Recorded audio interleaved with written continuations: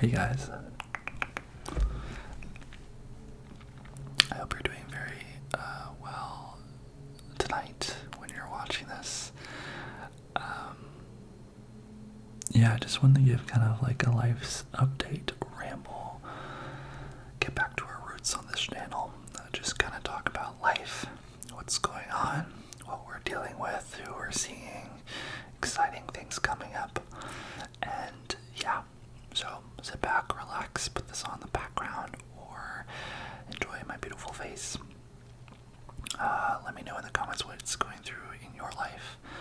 But yeah, these are always my favorite videos to do and also to watch from other creators. So I thought I'd just pop back on. So yeah, relax.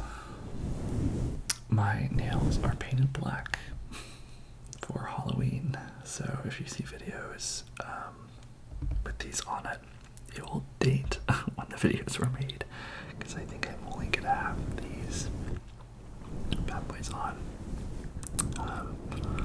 for the weekend, and then on Tuesday as well for actual Halloween. My costume was a goth boy.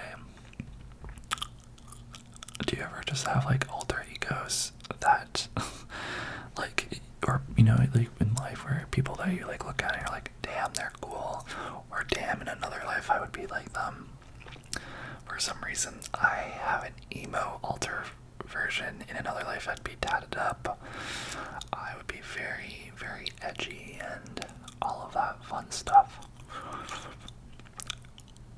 I think it's because those people kind of make me curious about them. I think I act very different, you know, very bubbly and very nice. It can be a little hardo too, but it's always kind of intriguing. I guess maybe finding your opposite. Maybe they feel like my opposite, but I went to a couple Halloween parties. Actually a couple, I only went to one so far, dressed up in emo aesthetic, so I think I'm gonna do another video on here with that alternative, maybe a roleplay you guys will see in the future, so subscribe if you want to see it and hit the bell notification.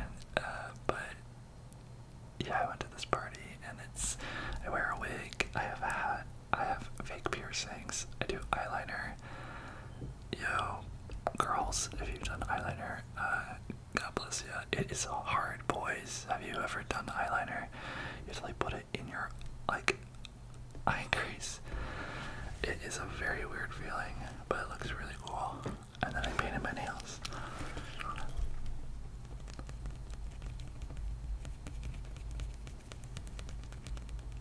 This is probably, I think maybe like my 6th time in my life, number 6 that I've ever done nails, so I'm getting good at it. You can see actually in old videos when I did my short film on this channel, I was testing for one of the main characters. They had nail polish, but nail polish, it dries very fast. It looks very emo and it's very fun. Yeah. I also have another costume. Another costume. Another costume that's from Reno 911. That's, I don't know why I was gonna say 9/11. That was so weird. Reno 911. Hey, Mr. Dangle. It's basically this cop costume with like booty short type cop pants. So on Halloween, which is a Tuesday, me and my coworkers and a big group of people are going to WeHo, West Hollywood, and it's like the gay center. It's LGBT, it's super queer, it's where all the gay clubs are, and we go and there's apparently a parade. It's a huge thing. I think everyone gets dressed up, everyone goes to WeHo, and it happens. It's supposed to happen every year, but it hasn't happened for the last 2 years. 2. 1, 2. 1, 2. And that's because COVID. And then monkeypox. So, I've never been, but I think a lot of people are gonna go, and I will probably be wearing my cop costume. There. Am I in the best of shape? No, it's so funny. I don't know if you're in the gay community. The gay community. The gay community. The gay community. The gay community. The LGBT queer community. And if you're not, you might relate to this still. But there's a really big spotlight on your body being fit, being quote unquote sexy, and it can be really fun when you're in it, but when you're not, it's just not fun. So I'm not feeling super confident. I'm gonna be transparent with you. I don't know how you feel about your body and your athleticism and all that. I am very athletic right now. I'm just not in like an ab shape. I still have a tummy. I might have what you call a dad bod a little bit right now, but that's because I allow myself to kind of eat whatever I want, which is awesome, which is really, really good.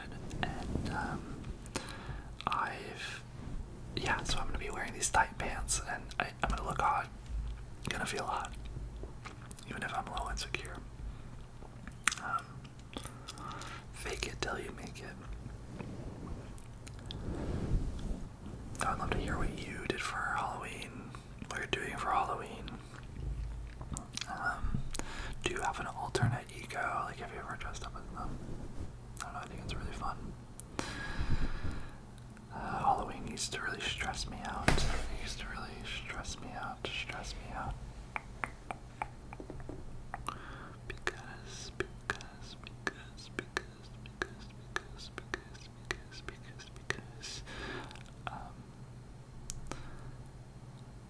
ordering a costume, coming up with an idea was very, very, I wouldn't say frightening, but took a lot of effort. It would always feel very tedious.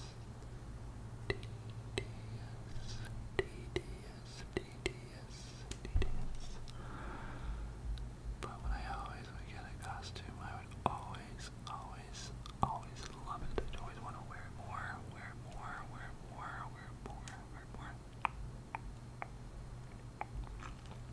So, and also the social obligations to like go out and stuff. When you become an adult, it gets, I don't know, it gets a little bit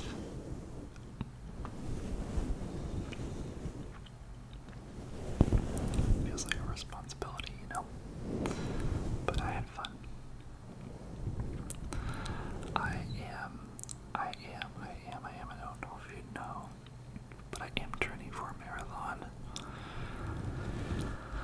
And I'll give you a little update on that too. So I'm in week 13 or 14, 1-4 or 15. I'm on one of those weeks. And my marathon's on March 17th in the spring. And I run 3 days a week, but the last few weeks have been hard.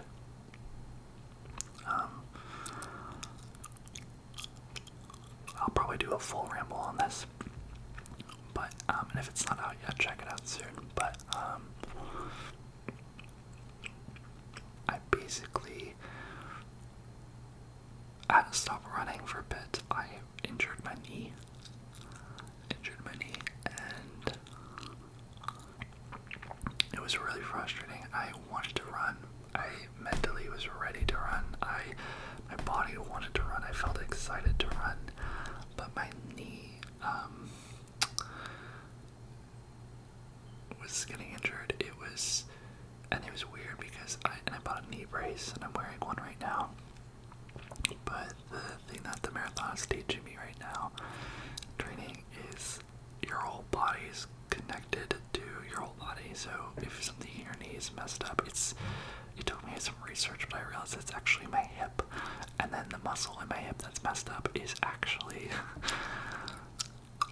because it's so tight that my lower back hurts. Because it's so tight, my lower back, I can't like move my leg as much.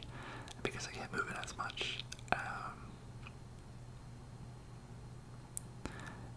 it makes me run differently, and then I think that's putting stress on my knee. It's like the tendon right outside my knee, but I'm healing. So that's good. I'm training for that, and I actually just ran 8 miles the other day, which was really, really exciting. Because at mile 3, my legs started hurting, and I was like, I gotta stop. But the weird thing that happened was I eventually, instead of feeling the pain, I let my leg move as it wanted to, which was like full mobility. And it didn't feel good, right? It was scary because it felt very tight, my leg. But once I did that, the pain went away, and I started running, and it was so awesome. I'm actually learning. I would really recommend for you either having a goal, doing it right, like running is so fun and it's so applicable to life, other things. I use the Nike Run app, and what's really lovely about it is, for instance, this 8-mile run, this is the longest run I've done in this cycle of training. The longest run I've ever done is a half marathon, which is 13.1 miles. I did 8 on a track in Los Angeles on Saturday at 4. And, yeah. I did it, and the thing that I thought was interesting is when you're training, so every week you go up, you do a long run, every week, which is like the longest. You work your way up until 20 miles, and then it's not until race day that you actually run the whole 26.2, because adrenaline will kick in and it will actually help you go further than when you're practicing. But when you start training and doing your long runs, you start off like 4 miles and 5 and 6, and what happens is those are short enough that you can kind of just start running, and then you have the same pace for the full thing. What was interesting was on my 8-mile run, and the runs that I do, I actually just listen to Nike Run Club, so I plug in, I have my phone, it tracks the distance, and I have a coach basically talking to me throughout the whole run, and they're there to be like, okay, you're on mile 1, they tell you what to think about, what's important, and his name is Coach Bennett. I think he was like the founder of the thing, and on my 8-mile run, he broke it down in a way that I thought was very useful and applicable to life too. He said, you have 8 miles to run. It's very long. Mind you, a couple days before I ran 4 miles, so I was doubling it. He said this, he said, the first 3 miles, we're going to view it as a warm-up run. You are going to go very easy, very slow. You're going to want to rush, but do not. Go really, really slow. Relax into it. Get your body used to it. And those first 3 miles I did was when my leg was hurting. Was very like, I was like, oh my god, I don't want to do this. I want to do this. Then when you get to mile 4, you get into actual running mode. And he's like, and it was cool because he's like, oh, here, mile 4, we're going to go up to a level 5. You're at a level 3 out of 10. Go to 5 out of 10. And then you start running. And he broke it up as if, like, for the first 3 miles, you're going to do a warm-up. Then you're doing a 5-mile run, which is what you did before. And I loved that thinking because it separated the run into 2 different sections. And he always said, and if you're ever running, this is true, you're not always going to go at the same pace when you're running. You shouldn't. You warm up and go really slow, and then you will go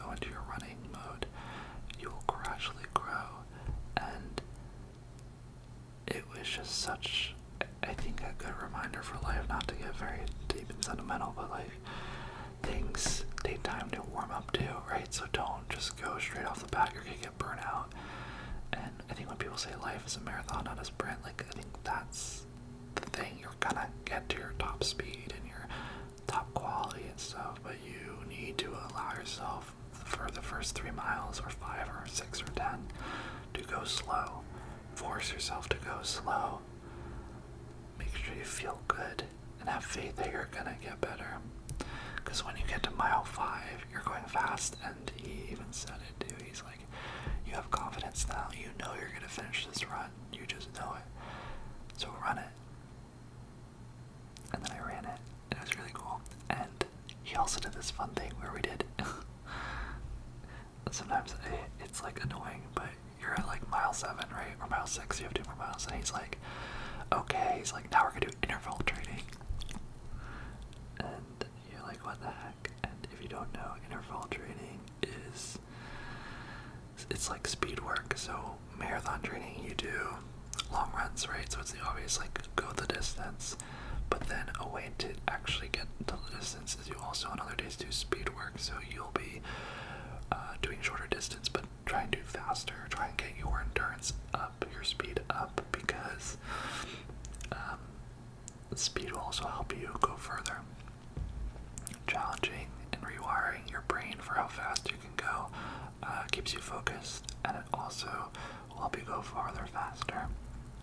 So we did interval training, and he was like, okay, run at your mile pace, which is your fat. He was like, run at a, so he's usually like, run at a 5 to 10 out of 10. And he was like, okay, we're gonna go for the next 100 meters, we're gonna go to a 7 out of 10. Then we're gonna go to a 3 out of 10.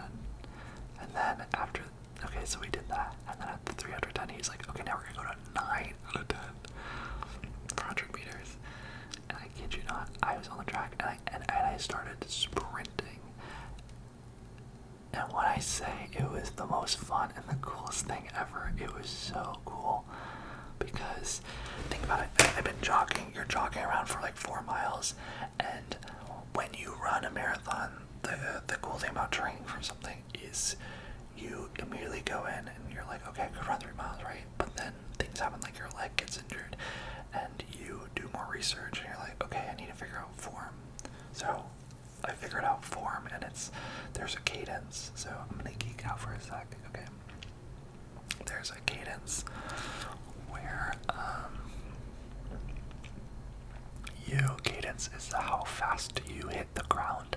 Your feet hit the ground. You want a really high cadence. You want your feet to go 1, 2, 1, 2, 1, 2, 1, 2, 1, 2. You don't want big strides. The reason is because bigger strides, which we usually normally do, leads to bad form.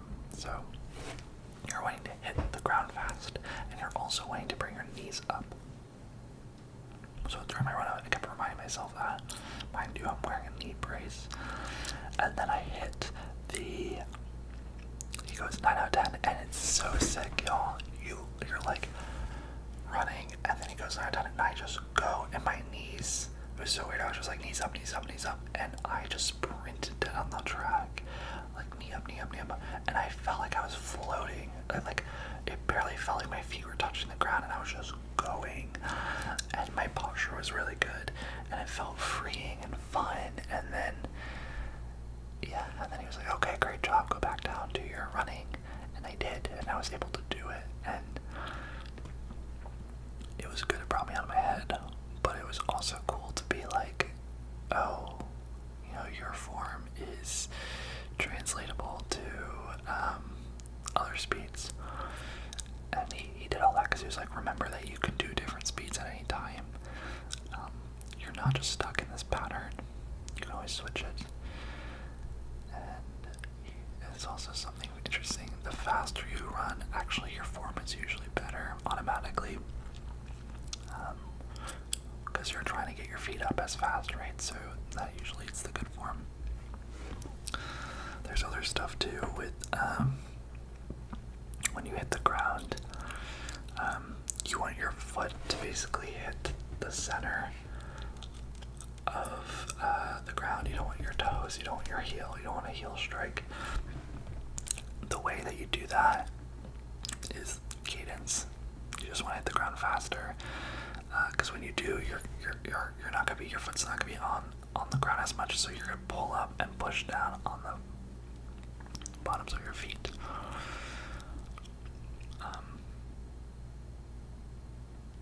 So yeah, it was really good. So I ran. I was really proud. I got very emotional at 7 miles because I swear to God, or not to God, but I swear to you that I was not swear to you, but you know, after mile 3, I was really like, I might just quit it. I stayed with it, and I was just proud. And the last mile, he was like, okay, now coach yourself. What are you gonna release? How is this mile gonna be different than the other ones? And mine was, sounds cheesy, but I was like, I'm gonna run, and I'm gonna let all my obstacles in life fall away. I'm gonna run through everything. I'm gonna run through all my emotions and like drop everything. And I got very emotional. It was very good. So, not to be cheesy, but yeah, I'm feeling very grateful to be running.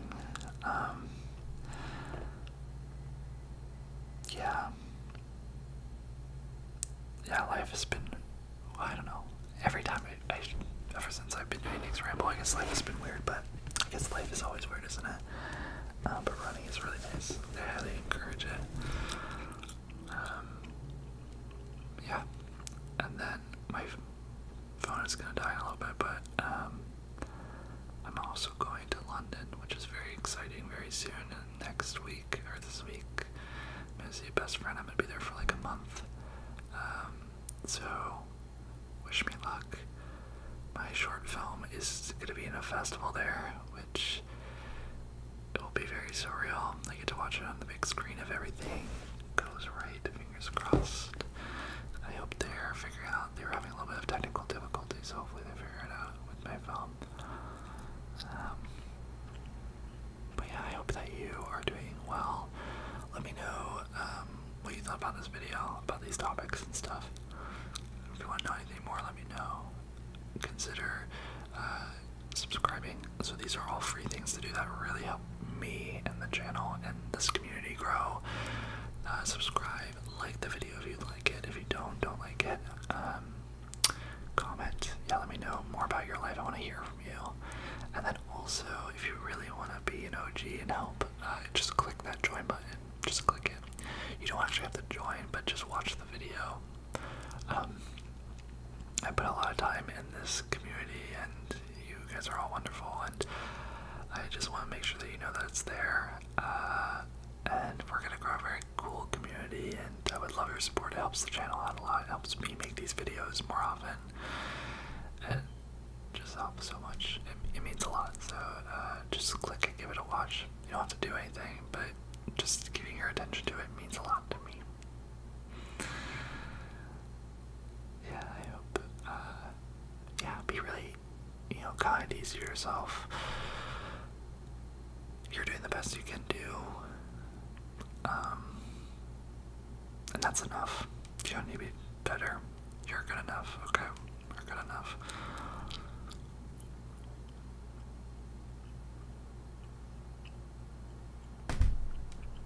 You're good enough, damn. I think I needed to hear that, so, but it's true about you, too. I'll see you in my next video, my friend. Love you lots. Be kind, be weird to everyone. Be yourself. And let's grow this community and make the world a better place.